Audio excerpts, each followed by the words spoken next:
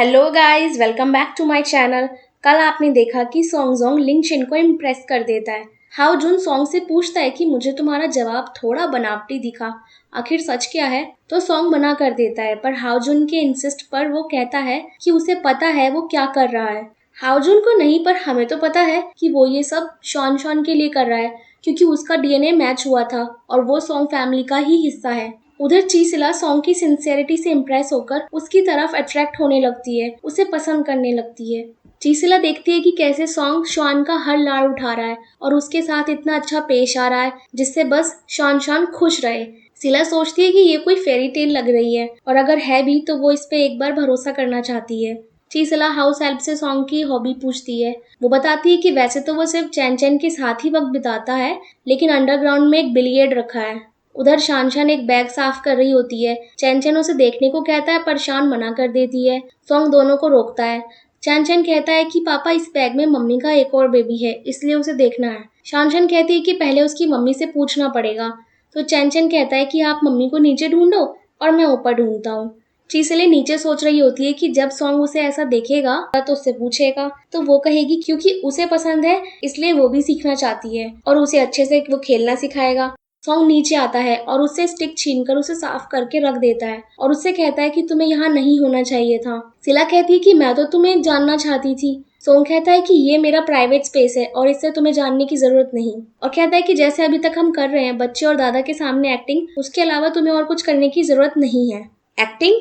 क्या हम इतने दिनों से ये नहीं कर रहे थे? चीसले के दिमाग में अब सारी बातें घूमने लगती है जब उसने शादी के लिए कहा था। बेचारी बहुत हर्ट होती है और कहती है क्योंकि तुम मेरे दोस्त के सामने इतना अच्छा कर रहे थे तो अब से हर किसी के सामने इतनी अच्छी ही एक्टिंग करना। सॉन्ग कहता है कि हाँ, वो कर सकता है और हमारी प्राइवेट लाइफ का एक दूसरे से कुछ लेना देना नहीं होगा। सॉन्ग उसके लिए भी हाँ कर देता है। तो काम और घर के अलावा हम एक दूसरे की लाइफ में कुछ इंटरफेयर नहीं करेंगे।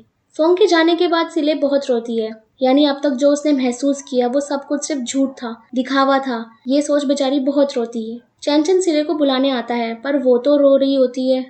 तो वो सॉन्ग के पास जाता है और उसे कहता है कि मम्मी के पास चलो, आपने उन्हें गुस्सा दिला दिया, वो रो रही है। सॉन्ग उसे अपने कमरे में जाने को कहता है। चैन चैन एक नहीं सुनता और सॉन्ग पे गुस्सा करता है। सॉन्ग मन में सोचता है कि ये एक झूठी शादी है, उसे और मुझे ये बात पता होनी चाहिए क्योंकि वैसे भी ये खेल लंबा नहीं चलेगा। चीसले चैन चैन के कहने पे वो बैग खोलकर दिखाती है जिसमें छोटी मोटी ज्वेलरी से रिलेटेड चीजें रखी होती है जो सिले की खुद बनाई होती है। चैन चैन टॉय से खेलते खेलते उसे तोड़ देता है। सिले सोचती है कि इसे कैसे ठीक करे, तो चैन चैन कहता है कि इसकी जरूरत नहीं है, पापा या दादा के पास ले जाओ, वो नया ला के दे देंगे। तो सिले उसे समझाती है कि तुम अपने टॉयज खुद खरीद सकते हो। सिले दोनों को एक मार्केट में लेके जाती है जहाँ सब मिलकर वो चीजें बेचेंगे और उससे कमाया पैसे से वो चैन चैन के लिए ट्रांसफॉर्मर टॉय खरीदेंगे। तो चैन चैन सोचता है कि अब वो इतने कमा लेगा कि पूरी दुकान ही खरीद लेगा। एक लड़की शान से एक चीज लेती भी है पर उसके पैसे दिए बिना चली जाती है। अब चैन चैन बेचने खड़ा होता है। सिले शान को पानी पिलाती है और उतने में ही चैन चैन गायब हो जाता है। सिले उसे ढूंढती है पर वो नहीं मिलता, तो वो सॉन्ग को फोन कर देती है। तभी चैन चैन एक आदमी के साथ आता है। सिले उसे देख हक कर लेती है। रात को चीसले चैन चैन के खो जाने पर सॉन्ग से माफी मांगती है। तो सॉन्ग कहता है कि तुम ऐसी जगह पर गई ही क्यों थी?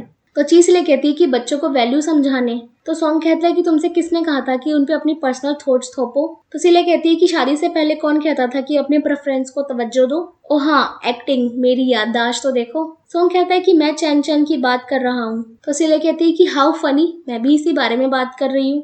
ओह, तुम्हारे साथ अब आगे और मिलके एक्टिंग करनी है, और उस सोफे पे उससे उठने को कहती है। शान वो बैग समेट रही होती है तो सॉन्ग उसके पास जाता है। तो उससे पता चलता है कि सिले तो बस चैन चैन को ये समझाने की कोशिश कर रही थी कि चीजें खरीदने के लिए पैसा लगता है जो कमाया जाता है, जिससे वो चीजों की कीमत को समझे। और वो ये भी कहती है कि मम्मी ने कहा है कि उसे अंकल के साथ अच्छे से पेश आना चाहिए क्योंकि वो उनकी बहुत केयर करता है। अब अगले दिन सॉन्ग को अपनी सारी हरकतों पर पछतावा हो रहा होता है। तो गाइज, यहाँ होता है 7th एपिसोड खत्म। अगर आपको वीडियो अच्छी लगी हो तो इसे लाइक करें, चैनल को सब्सक्राइब करना ना भूलें और अपनी राय मुझे कमेंट करके बताएं। मिलते हैं एपिसोड 8 में। बाय।